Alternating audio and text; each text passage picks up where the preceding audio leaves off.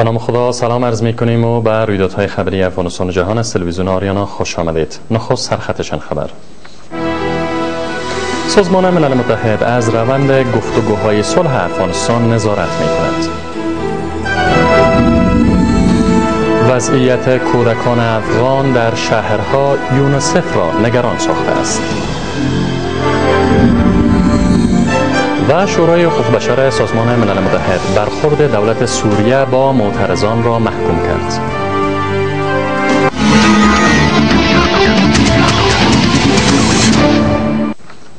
امروز پنجشنبه 11 مهود سال 1390 خورشیدی برابر است با اول مارچ سال 2012 میلادی. من رؤوف اجمل هستم با مشروع خبرها. موفقیت روند گفتگوهای صلح افغانستان با مخالفان به شرکت تمام جناح‌های درگیر و احزاب سیاسی مخالف حکومت بستگی دارد. نمایندگی سازمان ملل متحد در افغانستان در حالی که بر نظارت این روند تاکید می‌ورزد، از مردم و احزاب سیاسی افغانستان می‌خواهد تا بگویند که این سازمان در روند صلح افغانستان چه نقشی داشته باشد. در همین حال شورای عالی صلح افغانستان نقش این سازمان را در تضمین جان مخالفان مسلح برای گفتگوهای صلح سودمند می‌داند. از سوی هم ائتلاف ملی بر همگانی بودن روند صلح تاکید و از نقش نظارتی سازمان ملل متحد در این روند استقبال می‌کند. گزارش می‌دهد. یان کوبیش نماینده ویژه سازمان ملل متحد از روند گفتگوهای صلح با مخالفان حمایت کرده میگوید این روند باید همگانی باشد و در گفتگوهای صلح همه جناح‌ها، احزاب سیاسی و مردم افغانستان سهم داشته باشند تا دستاوردهای 10 سال گذشته افغانستان حفظ گردد. تمام این روند از سوی سازمان ملل متحد نظارت خواهد شد و ما به خاطر حفظ دستاوردهای 10 سال گذشته تلاش خواهیم کرد.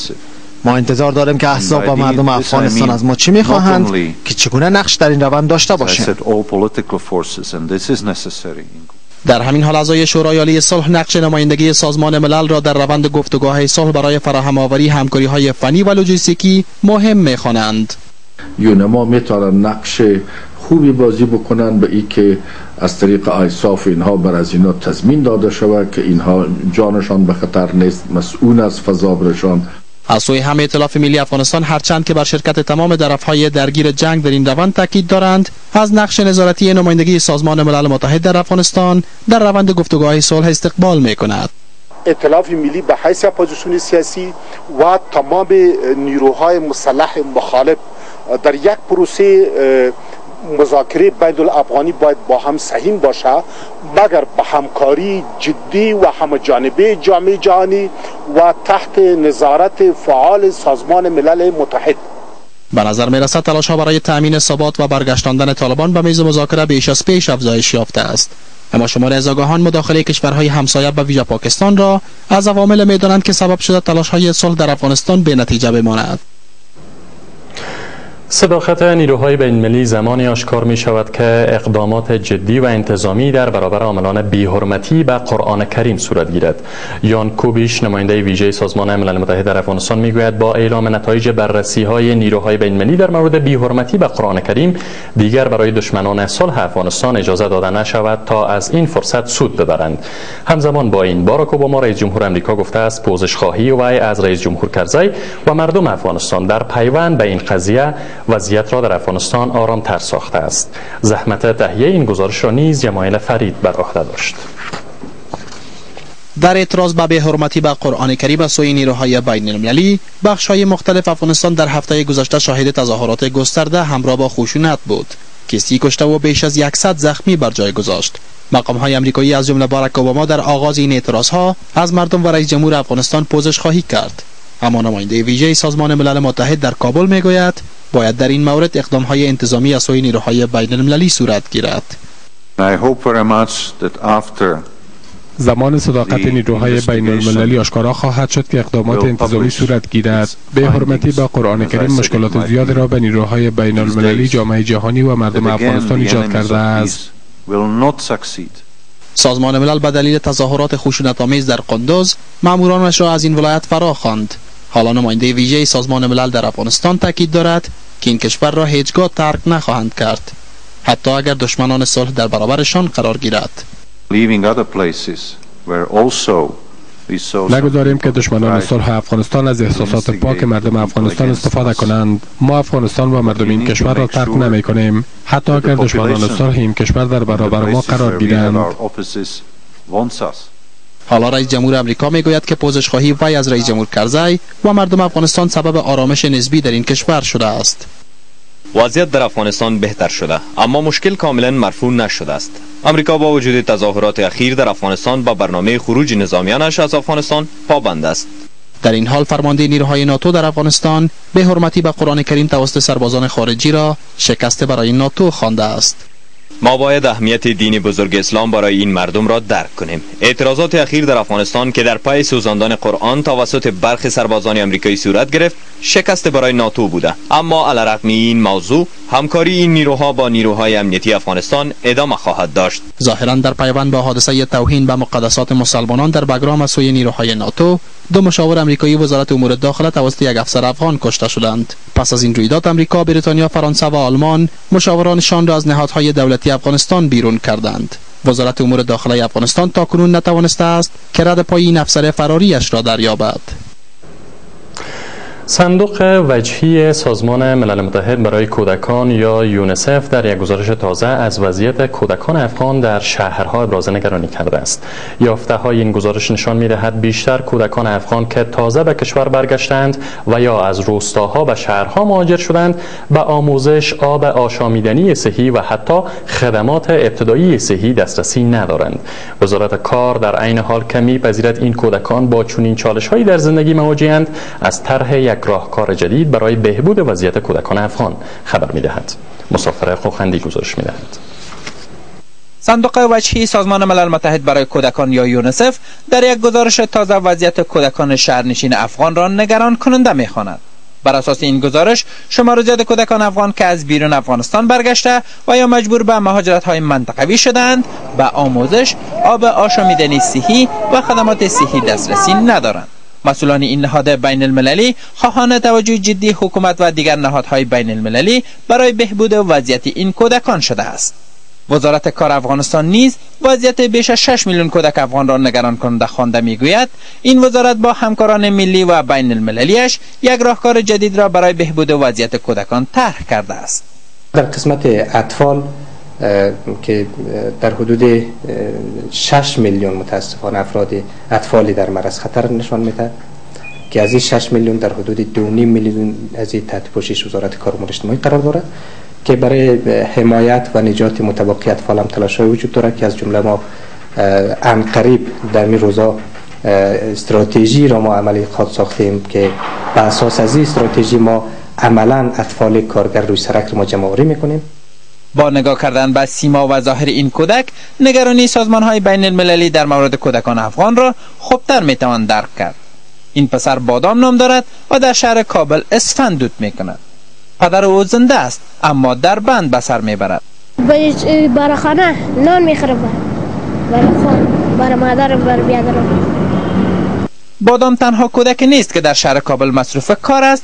در هر گوشه پایتخت و دیگر شهرهای افغانستان هزاران کودک زیر سن 18 سال مصروف کارهای شاقه اند. در 30 روپیه برابری کم مالی اخلم. این مدت 5 سال است کار میکنیم، کارگر دیگر دخانه نداریم که کار کنه. وزارت کار افغانستان میگوید راهکار جدیدش برای بهبود وضعیت کودکان تا یک هفته دیگر در شهرهای کابل و قندهار به اجرا گذاشته خواهد شد.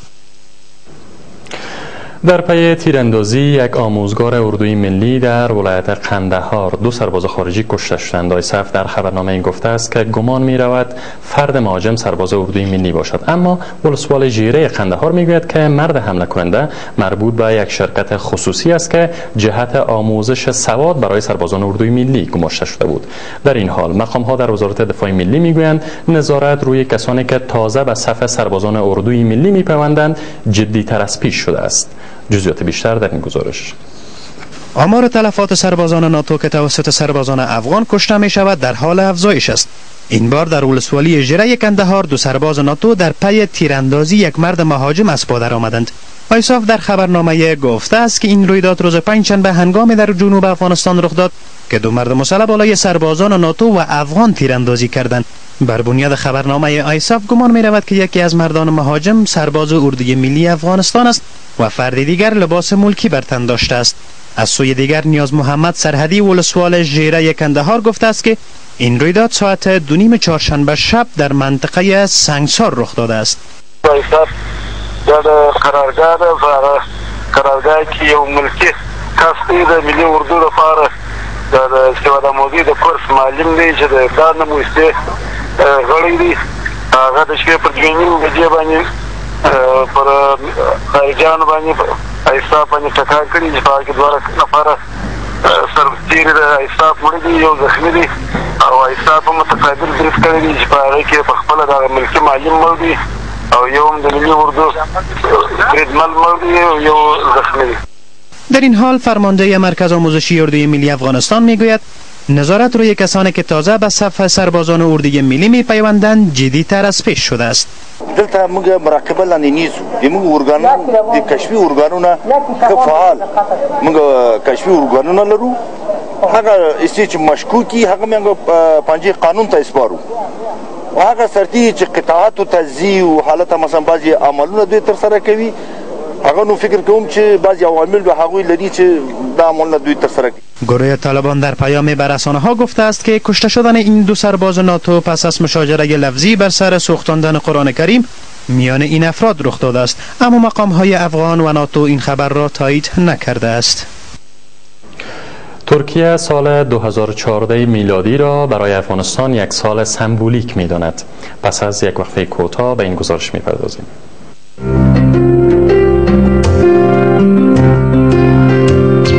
افغان بیسیم با پیشکش 299 بسیار ساده. 299 افغانی فی دقیقه، هر زمان با هر شبکه در تمام افغانستان. ستاره 299 علامت نمبر بسیار آسان. با پیشکش 299 در هر گوشه افغانستان هر وقت و هر قدر خواسته باشید صحبت نمایید. گاهی وقت شما آنقدر برای رشد تجارتتان می اندیشید که نمی توانید نتیجه به دست بیاورید و تصمیم بگیرید، اما پیش از همه باید انتخاب کرد که می خواهید چی کاری را آغاز کنید و بعداً برای آغاز کارتان در جستجوی موقعی می باشید که به سرعت پیشرفت کنید. درست گام بردارید و به سمت ترقی گام بگذارید. رشد در تجارتتان را با اخذ دکان در قصر بختاور تجربه کنید. عجله نمایید. دکان‌های قصر بختاور که در عالی‌ترین موقعیت شهر نو کابل مقابل پارک شهر نو که توسط شرکت ساختمانی اونکس با استانداردهای ساخت و ساز جهانی اعمار شده به کرایه داده می شود.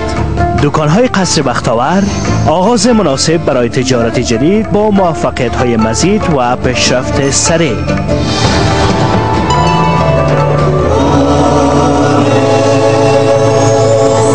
آرزوها را واقعیت می بخشد. یک دقیقه عمر کلان یک دقیقه عمر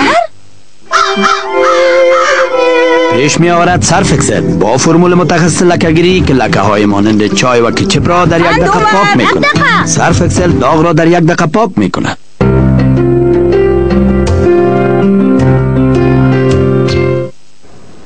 ادامه خبرها. سال 2014 میلادی زمان سمبولیک است و جامعه جهانی پس از آن نیز به همکاری‌های خود با افغانستان ادامه خواهد داد.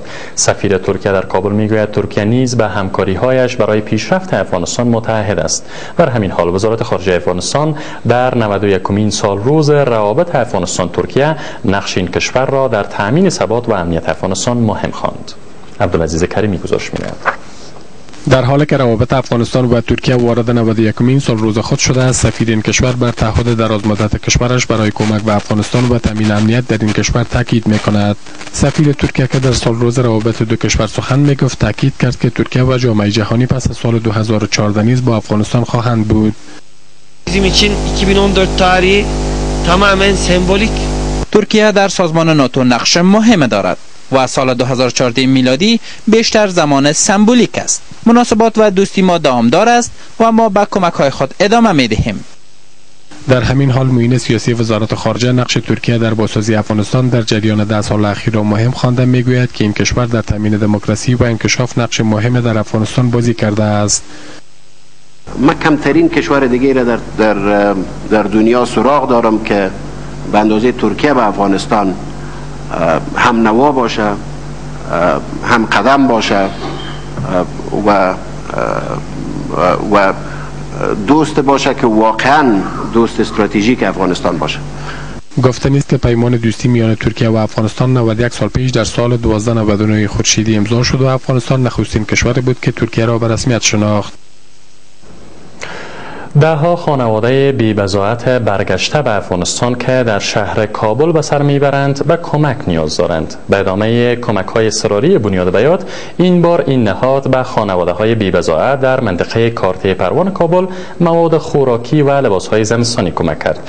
در عین حال این بنیاد شماری از بیماران این خانواده‌ها را نیز به گونه رایگان مداوا کرد.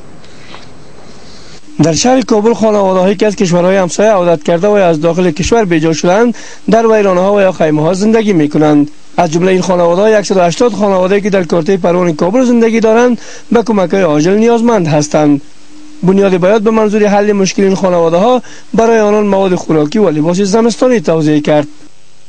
بنیاد بیات در این کمپ آمده و به اینا کمک‌هایی را توزیع میکنن، اما قراره که ما همیشه گفتم کمک‌هایی که بنیاد بیات میکنن ما کوشش میکنیم که بتونیم حداقل مصارف یک ماه یا 2 ماه یک فامیل تهیه کنیم، اما این کافی نیست و این عزیزان ما زیادتر به کمک نیاز دارند. رئیس بنیاد بیات میگوید وضع زندگی این خانواده‌ها در زمستان سرد در بدترین حالت است و آنان به کمک‌های عاجل نیاز دارند. آقای بیات از دیگر نهادهای خیریه خواست تا برای این خانواده‌ها کمک کنند.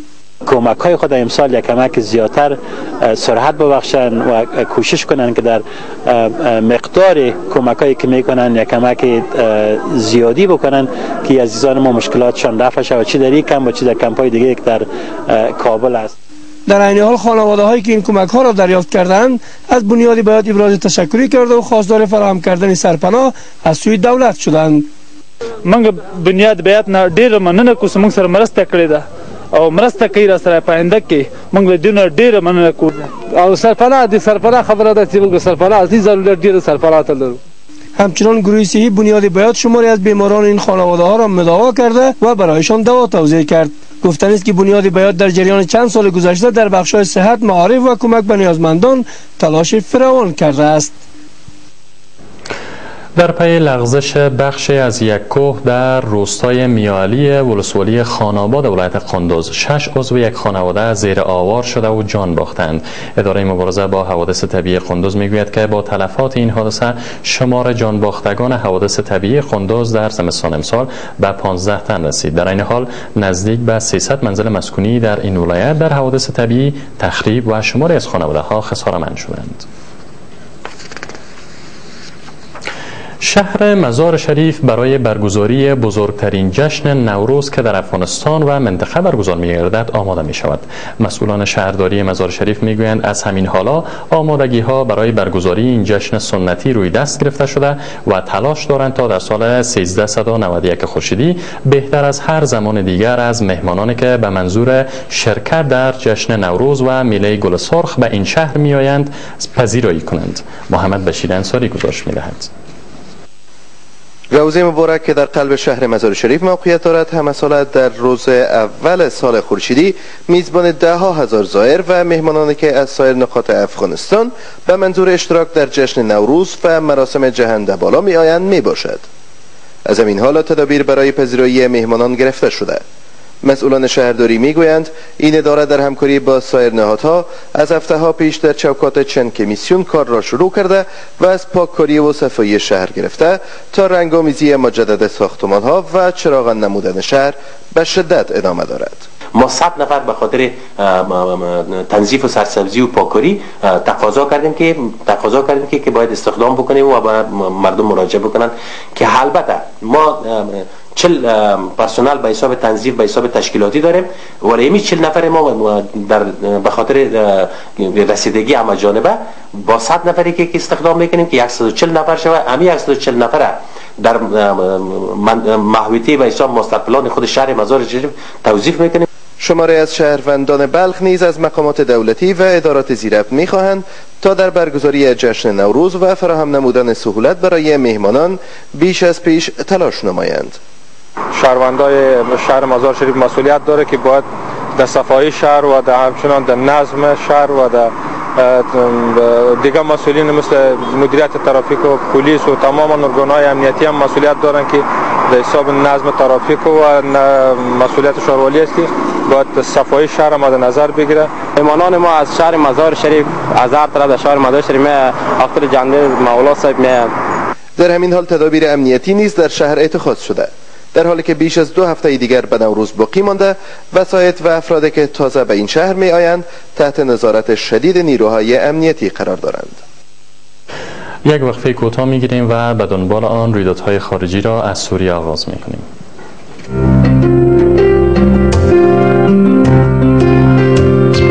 افغان بیسیم با پیشکش 299 بسیار ساده. 299 افغانی فی دقیقه، هر زمان با هر شبکه در تمام افغانستان.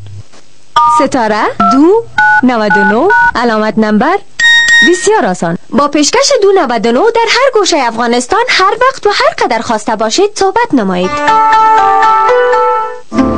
پاک کردن داغ شکلات چقدر طول میکشد؟ 1 دقیقه. سرف اکسل با فرمول متخصص لکه‌گیری داغ را در 1 دقیقه پاک میکند. میگم چرا اینا تا حال نرسیده؟ اگر سکن اینا سکن هلمند باشه حال میرسن. موتورسیکل هلمند سری و هم قشنگه، با جنبینای عالی سکن هلمند. هلمند سکن هلمند با ماشین پرقدرت سری و هم پرسرعت، چه شفکر و زیبا سکن هلمند سکن هلمند با فریم مثبتن جدید است و هم قشنگ، با کیلومتر قشنگ سکن هلمند سکن هلمند موتورسیکل هلمند.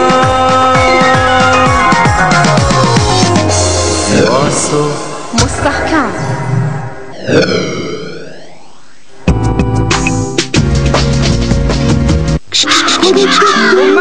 یک دقیقه.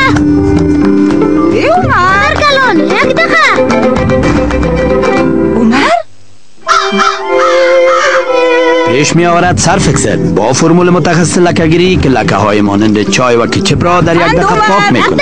سرف اکسل داغ را در 1 دقیقه پاک می کند.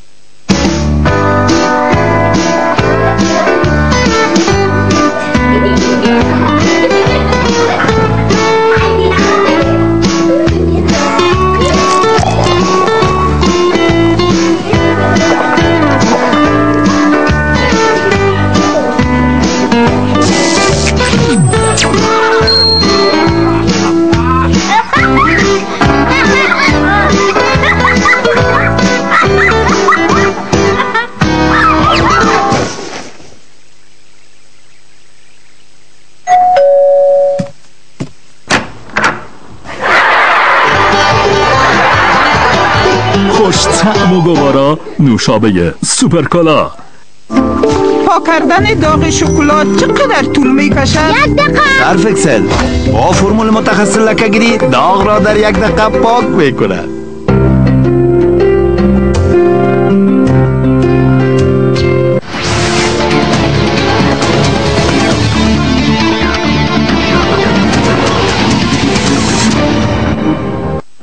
ادامه خبرها. شورای حقوق بشر سازمان ملل متحد در جلسه امروزیش قطعنامه‌ای را تصویب کرد که در آن حکومت سوریه به خاطر اقدام سازمان یافته در نقض گسترده حقوق بشر و خشونت علیه شهروندان غیر نظامی آن کشور محکوم شده است.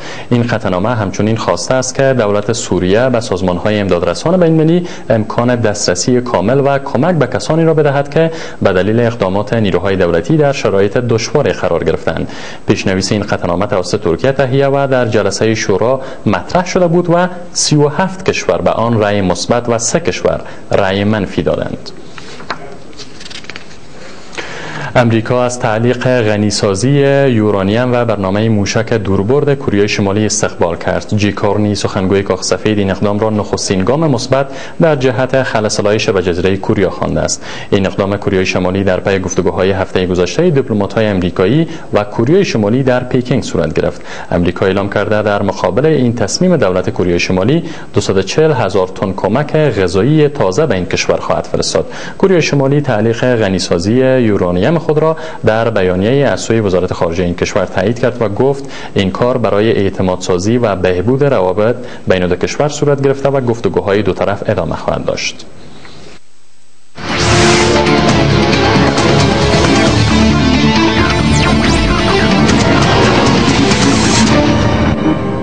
حال مطالب اقتصادی این مجموعه خبری. شماری از اعضای شورای ولایتی فاریاب میگویند پروژه های زیربنایی در این ولایت از روند بازسازی به دور مانده است و این امر موثریت برنامه های انکشافی را کمتر می سازد. در همین حال مقام های محلی در فاریاب میگویند در یک سال اخیر نزدیک به 1000 پروژه توسعه‌ای در این ولایت تطبیق شده است. محب الله میرزاد عضو شورای ولایتی فاریاب میگوید در یک سال اخیر برای حل مشکل بنیادی مردم به خصوص مناطق دوردست توجه لازم صورت نگرفته است. تا جای ما تایید میکنیم که پروژه های تطبیق شده در بعضی ولسوالی‌ها یا در بعض محلات واقعا قابل قدر و قابل تقدیر است و به ارتباط ولسوالی کوهستان، گرزوان، بلچراغ یک قسمتی از ولسوالی المار که در ساحه کوهستانات نزدیک است در اونجا هم پروژه های تطبیق شده پروژه های بنیادی البته نیست، چون که اگر پروژه های بنیادی در ولسوالی خصوصا ولسوالی کوهستان و گرزوان و یک قسمتی از ولسوالی های المار و بلچراغ اگر پروژه های بنیادی اول مشکلات ما مردم مشکلات سرک است در این راستای سرک ما تا هنوز کدام توجهی صورت نگرفته. اما عبدالستار بارز سرپرست ولایت فاریاب مدعی است که در یک سال اخیر نزدیک به 1000 پروژه عامل منفعه در فاریاب تطبیق شده است. طی سالی که گذشت 909 پروژه با ثمر در ولایت فاریاب داشتیم. بر شما دلچسب است یادآور شیم که 820 میلیون و 235 هزار افغانی سرمایه از این پروژه ها به پول افغانی بوده. برخی پروژه های ما که از طرف دونرها به دلار پول از او داده شده 139 میلیون و 939 هزار و 75 دلار می باشه. این همه دستاورده نتیجه امی مشوره های نیک و اتحاد و اتفاق مردمای عزیزی از این ولا می باشه. با گفته آقای بارز عمده‌ترین پروژه ها در بخش راهسازی روستایی، اعمار ساختمان برای ادارات و مکاتب، آب آشامیدنی و همچنان ساخت بند و کانال های روستایی تطبیق شده است. مسئولان سفارت افغانستان در امارات متحده عربی با جمع‌آوری اعانه از تاجران افغان مقیم ابوظبی و دبی برای شماری از باشندگان بی‌بضاعت کابل کمک کردند. و گفته این مسئولان اتاق تجارت و صنایع و نماینده سفارت افغانستان در دبی این کمک‌ها در 2 مرحله برای نزدیک به 4000 تن توزیع می‌گردد. شماری از باشندگان کابل که از این کمک‌ها مستفید شدند خواهان همکاری‌های بیشتر تاجران افغان شدند. کمتر از 200,000 دلار از طرف تاجرای مقیم دبی و امارات متحده عرب جمع‌آوری شده که او را همگی شما به مواد ارتزاقی تبدیل کردیم.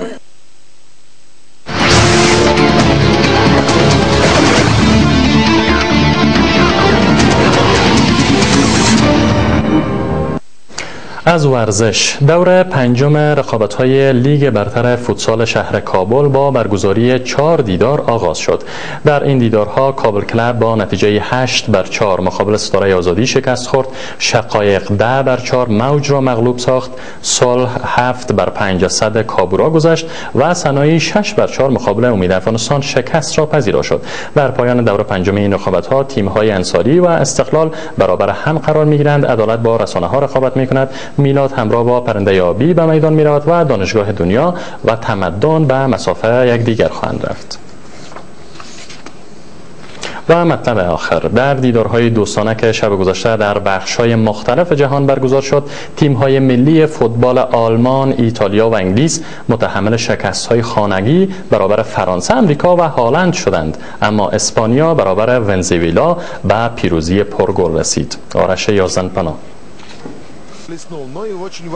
شب گذشته دیدارهای دوستانه متعددی در نقاط مختلف جهان انجام شد. در ورزشگاه ورزشتایدیون شهر برمن، تیم ملی آلمان در شرایطی که میزبان فرانسه شد 2-1 از حریف همسایه خویش شکست خورد. در این بازی که ژرمن‌ها برخلاف دیدارهای اخیر خود چند بازیکن اصلی خویش همچون فیلیپ لامبرت، ساکرمان، نووی پودولسکی و باستن شوالشتایگر را در اختیار نداشتند، ناهماهنگ و فاقد نظم نشان دادند. در مقابل تیم تحت رهبری لوران بلان منظم در دفاع به حمله ظاهر شد و برتری رسید. گل‌های این دیدار الیور ژیرو و فلوران مالودا در دقایق 21 و 69 برای فرانسه به ثمر رساندند و تک گل آلمان کاکاو در دقیقه 90 وارد دروازه فرانسه کرد. در دیداری دیگر ایتالیا در خانه 1-0 مغلوب آمریکا شد. در این بازی آمریکایی‌ها توسط یورگن کلیزمن مربی آلمانی خود هدایت می‌شدند که تک گل بازی را در دقیقه 55 توسط کنت دپنسی به ثمر رساندند. در ورزشگاه ومبلی لندن، جایی که انگلیس به استقبال از هالند رفت، سرنوشت دو میزبان قبلی تکرار شد و انگلیس با هدایت استیوارت پیرس مربی موقت خود 3-2 از هالند شکست خورد. در این بازی هالندی‌ها توسط روبن و هونسلار، دو مهاجم عضو تیم‌های بایر مونیخ و شالکه آلمان، به گل رسیدند. روبن در دقایق 50 و 91، همچنین هونسلار در دقیقه 59 باعث برتری مهمان شدند. در مقابل میزبان توسط کهل و اشلیانگ در دقایق 85 و 91 به گل رسید. تیم ملی اسپانیا، مدافع قهرمانی جهان و اروپا، نیز 5-0 از صد ونزوئلا گذشت. در این بازی آندرس اینیستا و دیوید سیلوا هر کدام یک گل زدند و روبرتو سولدادو برای ماتادورها هتریک کرد. آرژانتینی‌ها نیز در ورزشگاه شهر برن 3-1 مقابل سوئیس، میزبان اروپایی خویش، غلبه کردند. در این بازی لیونل مسی، مهاجم عضو تیم بارسلونا، درخشش خیره کننده‌ای داشت و هتریک کرد. او در دقایق 20، 88 و 90 برای آرژانتین گل زد. در مقابل میزبان نیز تک گل خود را به وسیله شردان شکری در دقیقه 50 به ثمر رساند.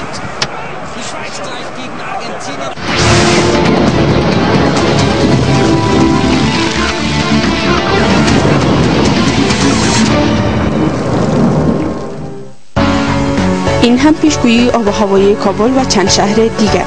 کابل ابری، بلندترین درجه حرارت 9 و پایینترین 3. هرات نیمه ابری، بلندترین درجه حرارت 21 و پایینترین 8. مزار شریف ابری، بلندترین درجه حرارت 15 و پایینترین 8. جلال آباد ابری، بلندترین درجه حرارت 19 و پایینترین 11. و کندهار آسمان آفتابی، بلندترین درجه حرارت 19 و پایینترین 5.